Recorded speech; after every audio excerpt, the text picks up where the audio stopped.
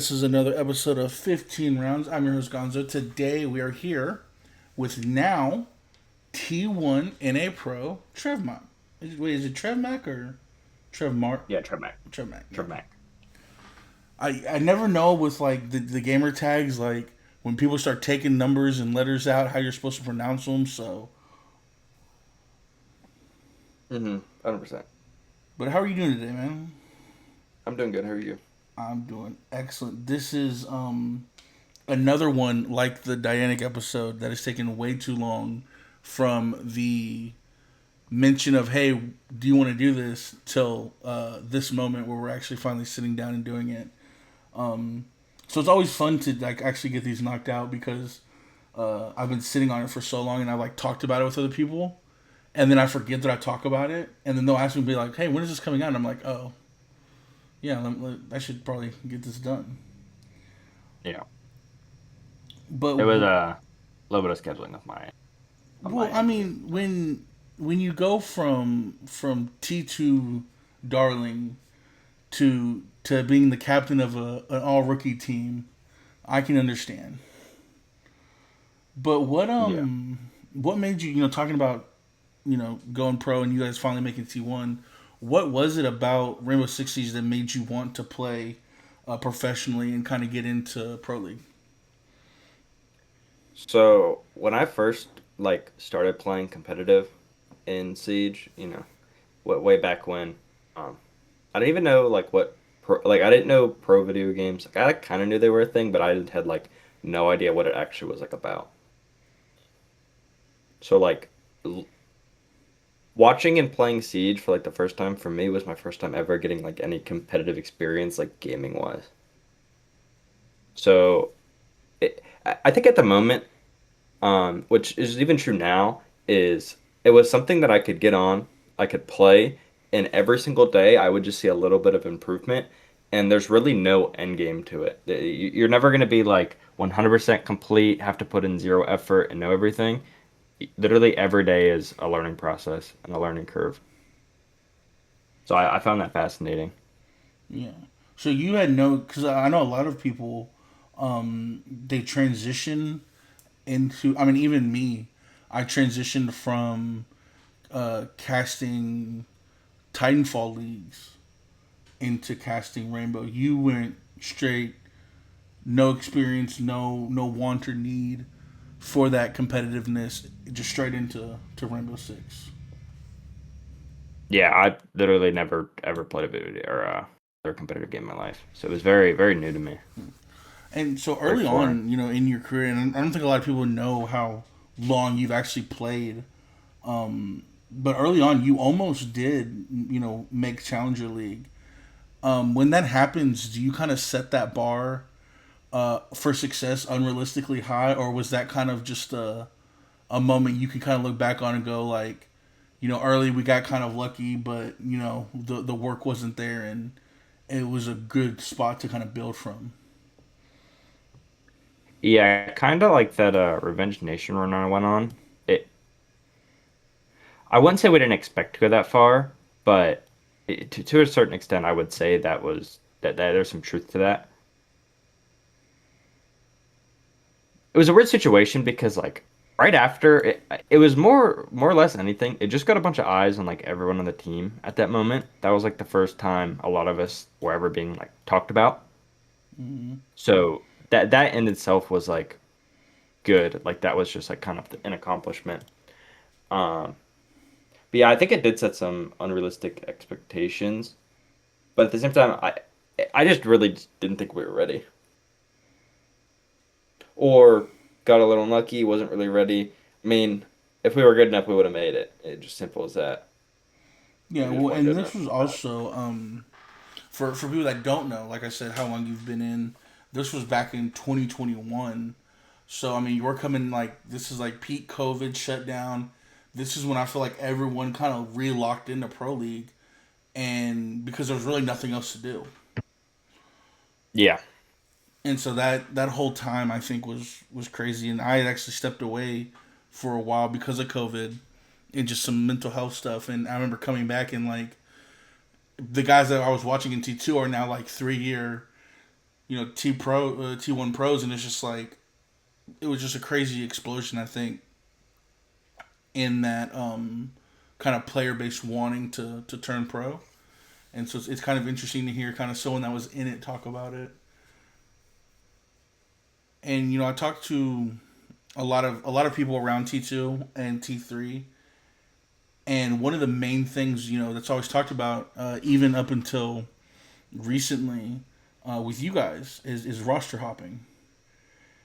How do you balance kind of like, hey, this guy's my friend, but he's maybe not the best fit for the team, versus like, I really don't like this guy, but I know he's gonna make our team better and he's gonna to fit better. How do you kind of balance those team making decisions? Because for a while it kind of felt like you were the team captain there, and were you kind of making those decisions, or was it kind of more of a team decision maybe behind the scenes that nobody really knew about? Yeah, so right before we made the roster that made Challenger League and ended up winning it or getting second place, I suppose. Um, the core of the roster is still like the same. My plan going into like making like that T3 roster was to eventually play in T2 and then hopefully, make T1, which we ended up doing. Um, things work out pretty nicely there. But with our original roster, in my eyes, and definitely I would say the other core members of the team, there definitely needed to be some changes. And it ended up being two people. So that's just kind of how it worked out. In a sense, it was, I wouldn't say it was an ultimatum. I think everyone kind of agreed it was for the best. So we ended up doing that. And then we had three sets of trials. They were like pairs. We had, at the time, it was Wilecki, Enrio, and Kobe. And we actually didn't have Vlogger in that build, and then it was Millie and myself, which that team was pretty good, but we ended up not going with them, obviously. And then our other pair was Stalik and Slinky, with we brought Logger back in, so it was Logger, Millie, and myself. And then obviously we ended up going with the Veronix and the Nesta build. Um, Now, just a little backstory for that is Logger actually teamed with Nesta and Veronix before he joined us on that first original team. So there was already like built-in chemistry there, and we only had like 2 days of practice before quals. I think the very first CL qual, because the week leading up to the first qual, I actually went on vacation to go visit my girlfriend. So uh, obviously couldn't just scrim. So they actually did scrims without me for a week with our. It was like toggles, and I think Skies was there a little bit, but I think it was mainly toggles. Um, and they said that was very helpful. Obviously, like just building more chemistry with like Millie, and then they were still running the strats, I think, and just getting used to just playing together. Uh, but yeah, I think it is hard to balance friendships, especially like T3, T2. It's mainly friendships, but I think in the general scheme of things, um, whether you want to look at it or not, it is kind of like a business, especially like at the T1 level. But just even like T2, T3, I think it should still be looked at as a business rather than like a friendship team. And I'm gonna talk about him because he is one of my better friends. Also, your coach is a rookie. I mean, when I talk about this is a team of rookies, I mean from you as kind of the team captain all the way to the coach, up and down the roster. Having him kind of also be a rookie, does it kind of almost help alleviate some of that pressure there? Because he's kind of experiencing it for the first time and he doesn't have, it almost kind of helps kind of stifle that expectation a little bit. Do you feel like that's kind of true, or is that something that maybe people have made up, kind of looking outside in, kind of trying to make excuses about why things maybe didn't go a certain way, kind of in this first little kickoff phase? Definitely having like a whole team of rookies is obviously not ideal, but it was nice to have like an actual kickoff event where we only put like 4 games. Um, that way we could kind of like dip our feet in the water, realize like, oh, this isn't T2, this isn't T3, this is T1. It's very different in many aspects. And now we kind of know what we will be heading into going into stage 1, so we can adapt correctly. And I think with time, we would definitely put up a better showing than what we did. But I think the adjustment period is definitely just rough, Yeah. especially just 'cause, like half my team. Not only are they rookies, but half of them were rookies to T2 as well. Like, including the coach, 4/5 of our roster has never played in T2. So, you know, it's really hard to go from T3 to Pro League and expect to do great. Well, I think that's kind of what when I look. I'm a big story guy. I'm a big storyboard, bulletin board. What can we, talk about? And I think that's kind of the beauty of it is you guys are kind of this band of misfit, kind of like I don't know if you've ever seen the movie Bad News Bears, but that's kind of what I've compared you to. Kind of talking about you're a team that you know on paper you look at it and it's like how are these guys here? And then you watch your run through Challenger League, and then you also watch your run through this kickoff, and it's like, yeah, the game days didn't go the way you wanted to, but there's moments in those game days where you see the magic, and it almost clicks, and it almost kind of, you're losing around because of a 1v1 doesn't go your way, or just something kind of stupid, and it kind of is like you're watching this team that is going to always be the David in the fight and always kind of be the smaller guy. Battling giants. I mean, you're going to battle teams like M80 and SR, and it just kind of makes that even more special because you're going to get that win eventually. And being someone that can say, I was there from when Turtle Tactics kind of came along. I was there. I was in the call when Oxy decided he was going to be a coach, and you've watched the whole progression now of the team. It really is special what you guys have already accomplished, and I think what you guys will go on to accomplish. And I want to kind of touch on that. How much did Turtle Tactics and getting that kind of FaceTime with a T1 coach like Mint kind of help shape the player you are today? Yeah, it was, I mean,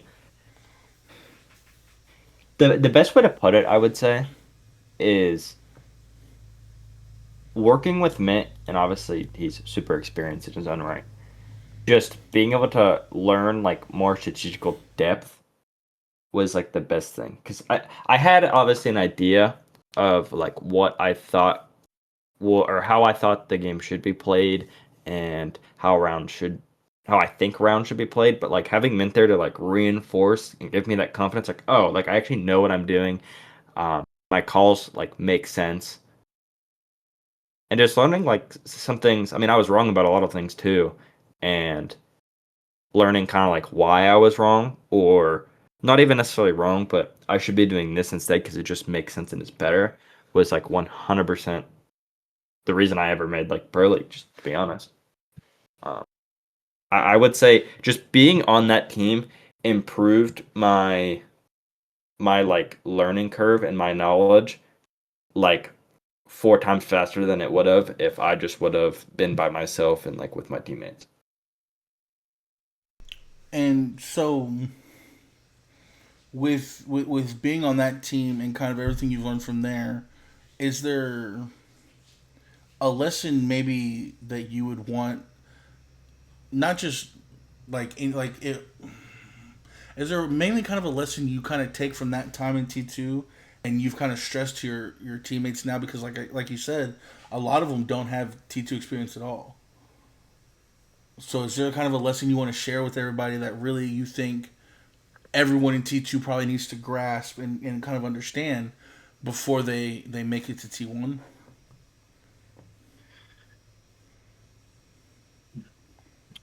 Kind of a hard question. I would say hmm, the biggest thing is just finding a group of people that you can like actually grind with and that'll push you to be better. At the same time, also they should have the same like goals and ambitions as you, like without a doubt. And the only way you're gonna make it is as a team. It's like Siege is literally a team game. It's not one of those games where you're solo queue or you're by yourself and it's you against you out there. It is still you against you to a certain extent, but the biggest thing is just having teammates that you agree with and can trust. So you've now played not even a stage. You've played this little kickoff thing. Um, you've played four matches, and four really. I mean, when you look at the teams you played wildcard DZ, C9, and SSG. Great teams. Some of them have had roots in Siege forever. Some of them have had roots like with C9 just in esports forever. Is there kind of a matchup you're looking forward to in stage one, where maybe there's an old friend or an old kind of teacher rival on that team, or is there like a pro you're just really excited to play against? Um, that you're kind of like you're circling that date on the map and you're getting ready for. Um, I wouldn't say there really is. I mean, every game is just the same to me, at least. Like every player is just the same player. I think if you look at it like that, like, oh, I'm playing Canadian. I've been watching him for years. That just adds like kind of unnecessary pressure to yourself, and I think that's kind of like a bad mindset to have because it's gonna put unnecessary pressure on yourself. You should look at everyone kind of as like the same. You're just playing just a So random it's dude in the other team every the game. gray faceless kind of no name Yeah, mentality yeah, every game day for you. yeah. And when did kind of that become? Have you always been like that, or was that something you kind of had to learn playing throughout? Like, where maybe you noticed, you were getting a little nervous because you were thinking about who you were playing, or have you just always kind of been in that mindset no matter what? Um, I would say I've always been in that mindset. Yeah, I think definitely during the Challenger League stage is when I really like kind of bought into that. But overall, I think I've pretty much always been in that mindset. So that's a big kind of like traditional sport mindset. Do you have traditional sport experience like growing up throughout like high school and stuff like that? Yeah, I played in middle school and elementary school, but I was really bad. So no, no, not So really, to be that's honest. interesting for me because that's like that's something I learned from a football coach in high school playing against one of the top rated schools in the nation. That was his big thing is like, hey, just these are gray nameless faces out here. They're just like you, and don't worry about where this kid's going to college or where the other one is. And so for you to kind of naturally adapt that, I think that's interesting, and maybe just another way that we kind of can cross over traditional sports into esports and with everything going on. I don't know if you've seen the kind of boom of esports recently, like I have on Twitter, but like high schools are having esports clubs and colleges now with the collegiate runs and everything. It's kind of more accessible, and so I just kind of find stuff like that interesting. But now that you're officially kind of in this pro circle, and you've made it to the at least the upper echelon of what this esports considered to be kind of a group of players. How do you stay focused on improving? Are you thinking about how you're going to fit into a future roster, or kind of the same thing? I want to keep my guys together. I want to do this thing with my team, with my coaches, and just I'm going to let it play out how it plays out. And how do you kind of balance everyday life now with the life of having hey, we're gonna have to scrim every day, we're gonna have VOD review, kind of everything that comes with being a pro. Mm. So my life definitely changed, like I would say quite a bit. Kind of like more all in focused with like pro play, and then I think a big thing every single pro should be doing in some aspect is like content creation.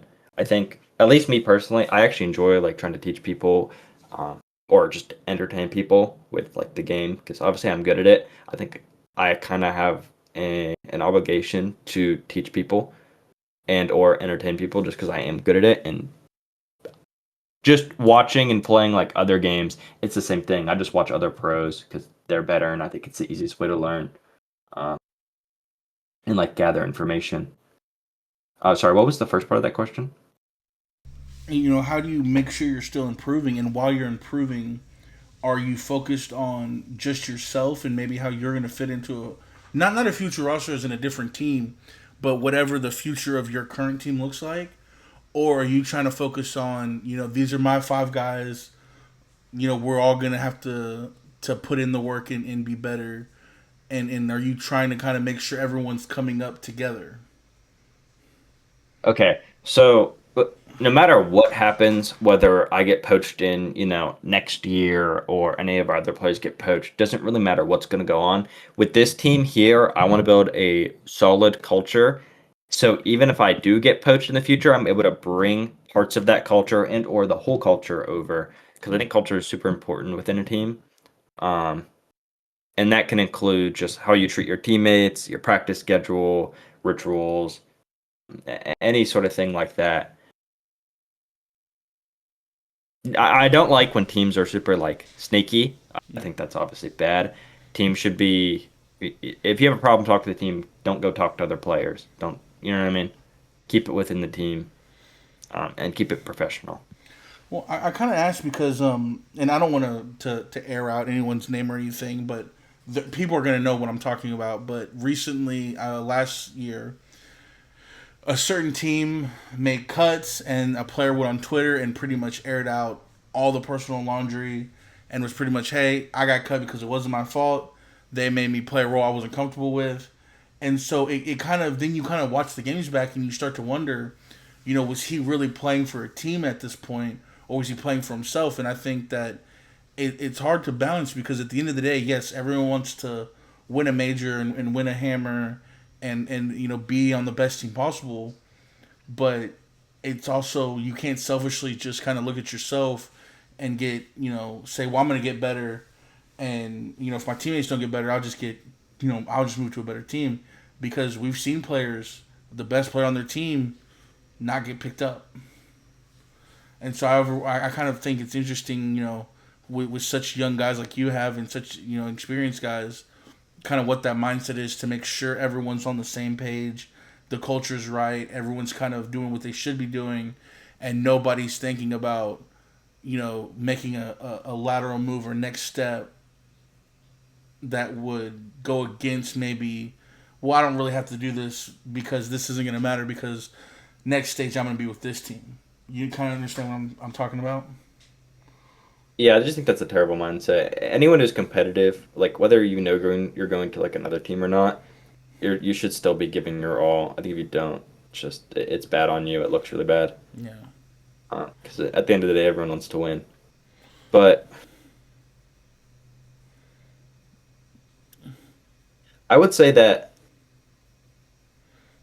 if you're a player that's playing kind of like for yourself and like for your stats and by yourself, that team is just never gonna win. Like plain and simple. You might have like spurs of good moments, even like as a team, just because of individual performances, but that's not something that can last like long term. Yeah. I guess the better way to ask it would be, obviously culture. Like you said, culture is a big thing to you.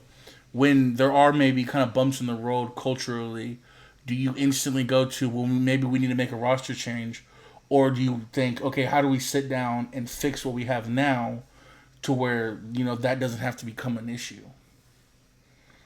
And how do you kind of Yeah, I mean, balance when to kind of let go versus when you can kind of try to maybe force a fix within a team? I think that you should always try to work things out. Just that should be always number one. That should be number two. That should be number three. And then pretty much if a player gives you no choice and they're not trying, they're showing up late every day, they have an attitude, they don't want to improve, then it's kind of like you're getting the boot, right? Yeah. So, But I'm sorry. Go ahead. sorry, go ahead. No, I was. I I would say just yeah. So just to give some insight, obviously my team didn't do the best this stage, this little kickoff event. Hypothetically, if another team was in our shoes, I could see them making roster moves. But the way that I look at it is, at best, you're just gonna get another T2 player who has never made Pro League, and then you're gonna go through like the same sort of issues that we just went through. I think it is way better to just stick it out as a team and try to work through those issues together. And because we already have the experience as a team, it's just better than kind of repeating that cycle over and over again. Does that make sense? No, yeah, totally. Because I believe it was probably on Reddit because that's where a lot of the stupid things that make me ask questions kind of come from. Um, People were comparing you guys, I think unjustly, to Cruelty last year, and talking about, well, Grixer's out there and Iconic's out there, and they were talking about all these things. But to me, if you guys were to go out and let's just say pick up Grixer, I think it kind of goes against the culture of what your team is.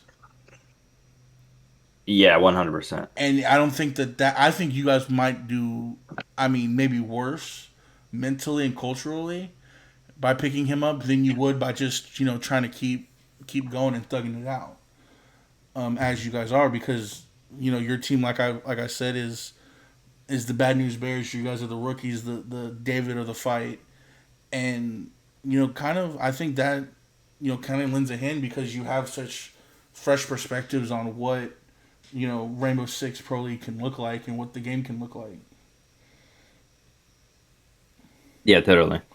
But I mean, with obviously, I said there's always going to be like on paper better players for the most part, unless you're like an absolute super team. But just because someone's a better player doesn't mean it's going to improve the team. You might win like a couple more rounds, but like long term, I don't think it'll Yeah, benefit.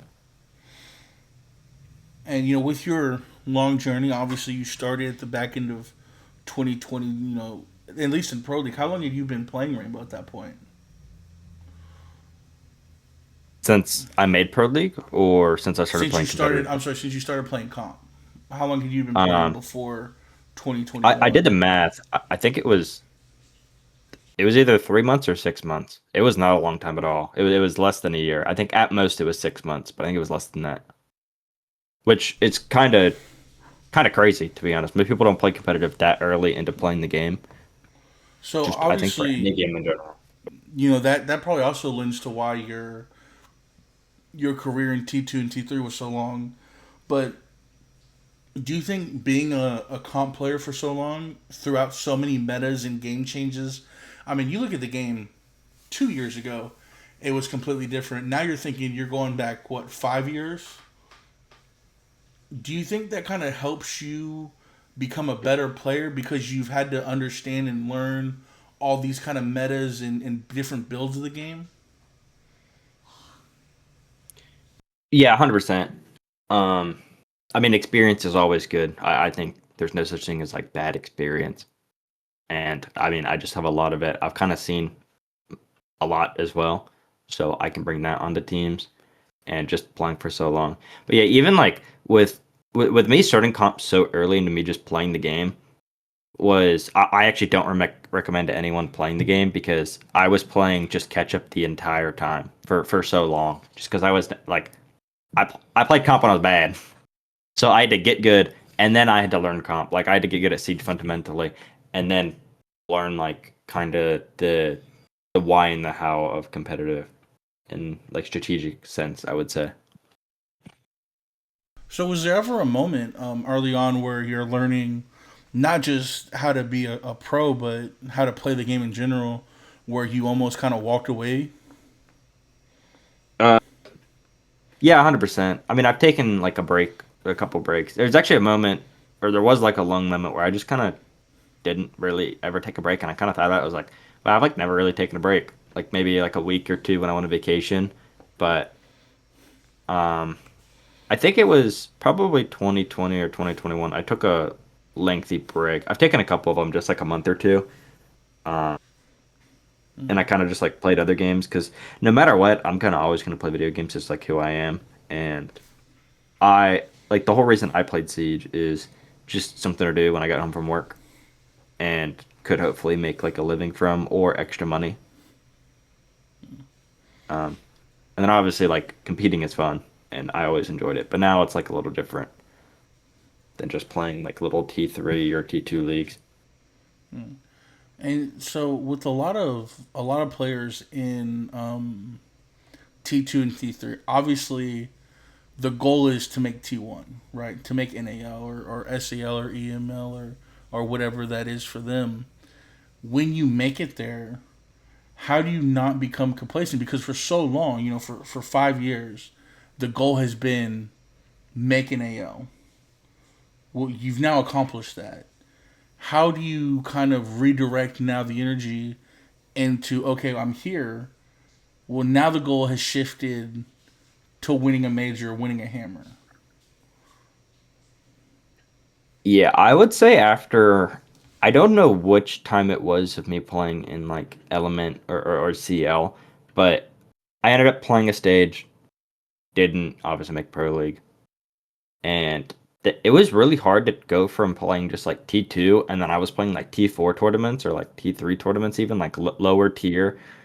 Um, it was kind of hard to like stay locked and stay focused. It was kind of like not fun just because I think it was probably an ego problem of I'm just better than these guys. I don't even really have to try. I'll just win. And then realized it's not really the case and you still kind of have to try, which I don't think I'll have that problem for like a long time now, if I ever even run into it again.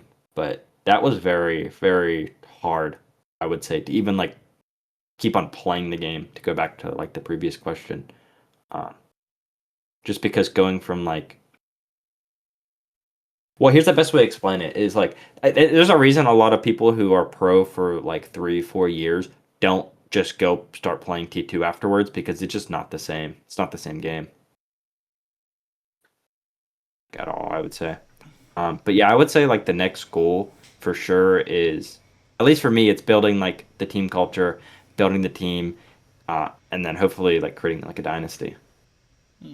I'm very step by step though, so I would say number one is like win NAL, number two is like win a major, number three is like win a hammer. Because I like to do things in order, just a Yeah. little bit of like OCD, I guess, or whatever you want to call it.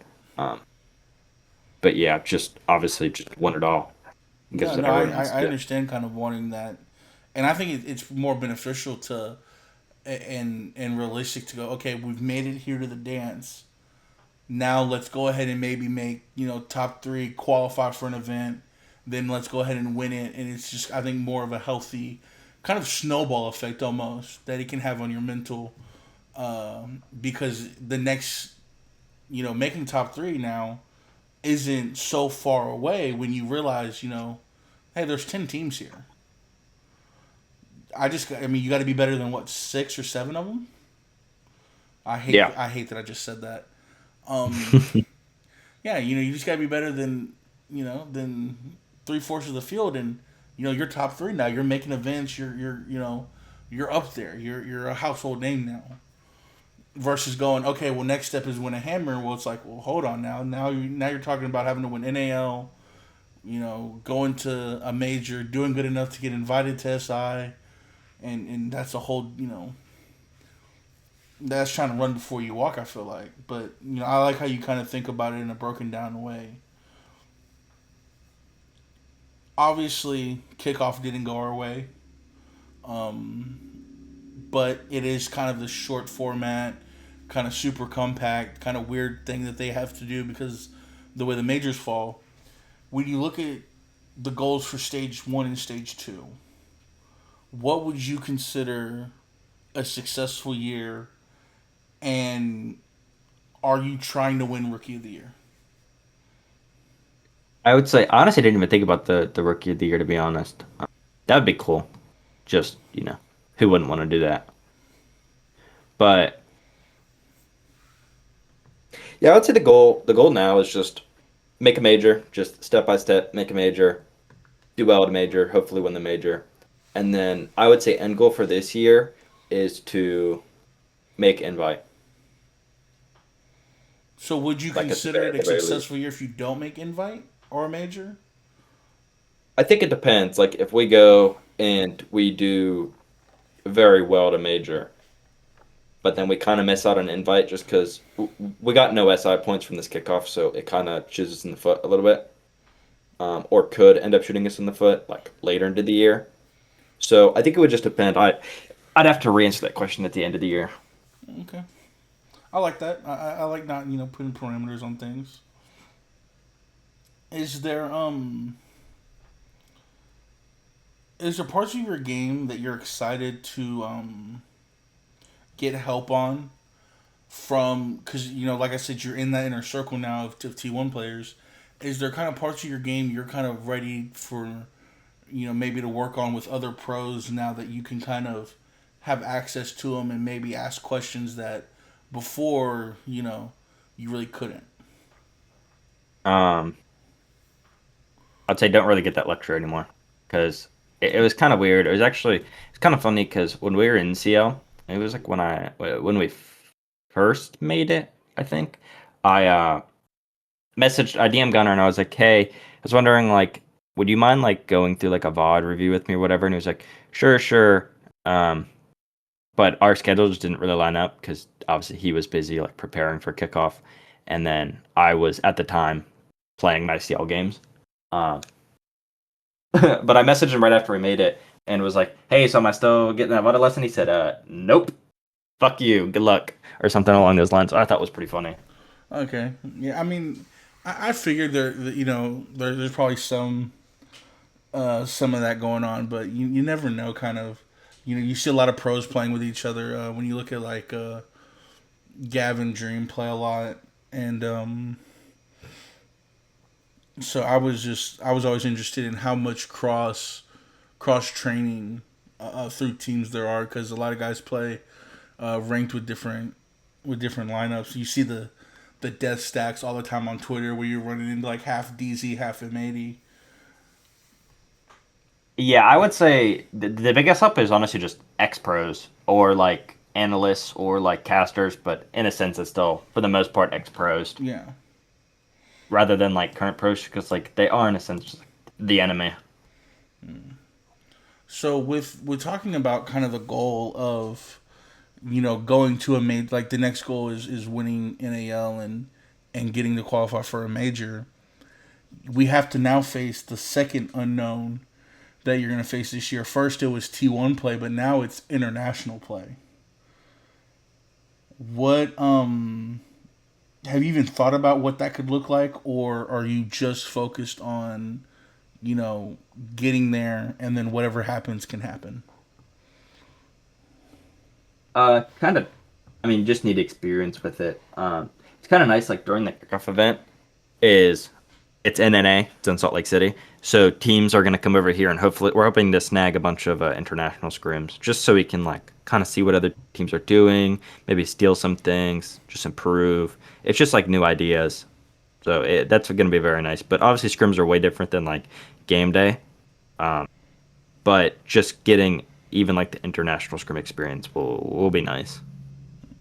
Yeah, see, that's something I never even thought about. Like all those guys coming over are gonna need people to scrim with, and they're now gonna be in Central Time. So that's perfect for a young team like you guys to really get some reps in. Yeah. So when you're kind of stepping, I want you to kind of step out of the player mentality and more into a mentor.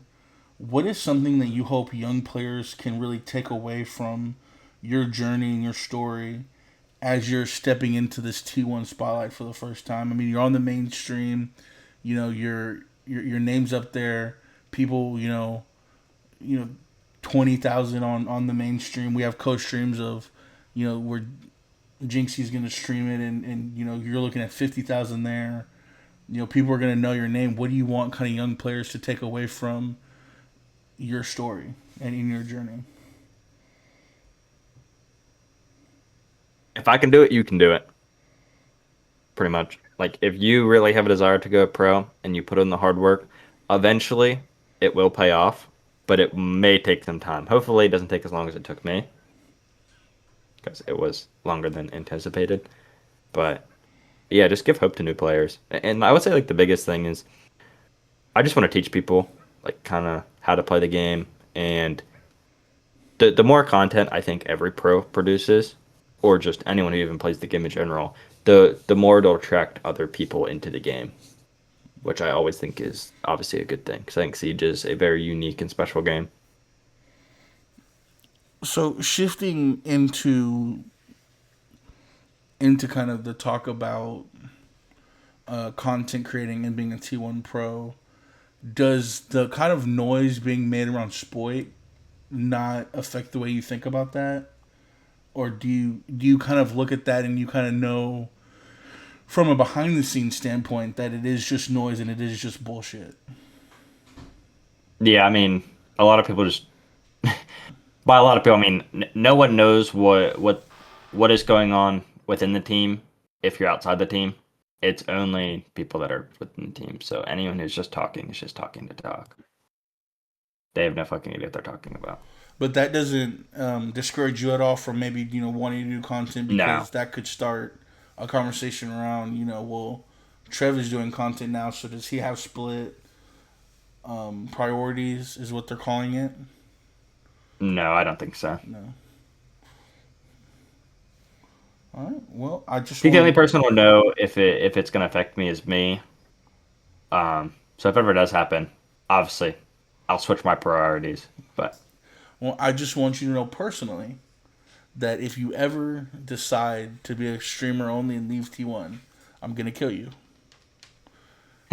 Cause right now I gotta say I have a friend that's in T1, and if you leave, I don't get to say that no more. heard. But let's go ahead and fast forward here, and I'm gonna let you go after this question.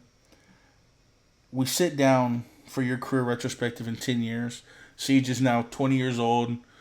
We're both now old men in our mid 30s, late 30s, and we're looking back at your career. What do you want your legacy kind of to be? What are you kind of hoping for? Are you looking to do kind of what Pingu did, get in, get out, win everything, and retire early? Do you want to be that Canadian where it's, hey, he's only won 3 times, but he did it in 3 different eras, 3 different rosters. You talked about building a dynasty. What does that look like after 10 years of hopefully 10 years of pro league?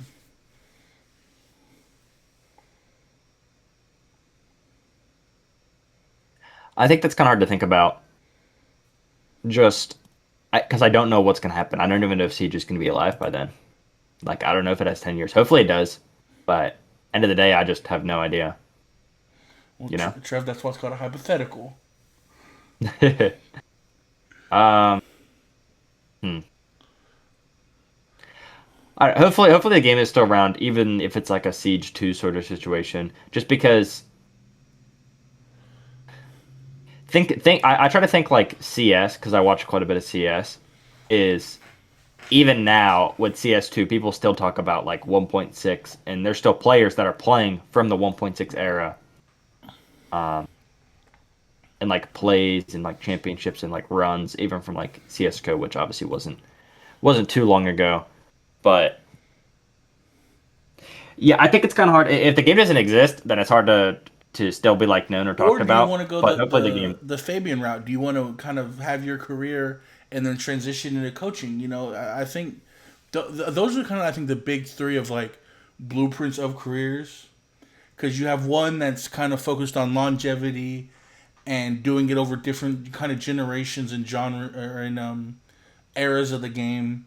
You have Pengu, who did it early on, who did it a lot, and then you have Fabian, who also did it early on in a lot, but wasn't just done after playing. He also transitioned and now has one as a coach, and I think that is a completely different skill set, and I think that's kind of what makes him kind of the untalked about goat. Is he did it as a player and he's done it as a coach now. yeah, So do you ever see yourself maybe becoming a coach, or do you just want to play as long as possible? I think just play as long as possible. I'm not really all into the coaching. If anything, um, I will say I'm in like the strategic aspect, but I think a coach should be more than that. That's more like on players. Now it's obviously depending on like the team and stuff, but yeah, not really looking into like the coaching. Not really my cup of tea. Well, and I think what's interesting about kind of you and your philosophy is you're very the now very perspective, and it is kind of refreshing to talk to you about it because you don't have plans past really it seems like stage one. And I think that that's really cool that you guys are kind of taking it slow, and I say you guys because I assume everyone's kind of on that same page for the Outlast roster. But going into this year, um, how do I want to word this? Going into this year, have you guys already kind of surpassed expectations, or are you guys constantly just moving the goalposts to keep kind of going forward? Yeah, I mean, it's an infinite game. We're never going to be content. If you get content and you get complacent, you lose. You just will never win. Um, yeah, I mean, so far, expectations weren't really like super high, just because of our situation and us having a bunch of rookies going into pro league playing people who some of these people have been playing the game for competitively like at a T1 level for like 8 years, 5 years. You know what I mean? Yeah. A little unrealistic to just come in and think we're gonna destroy everyone. Uh,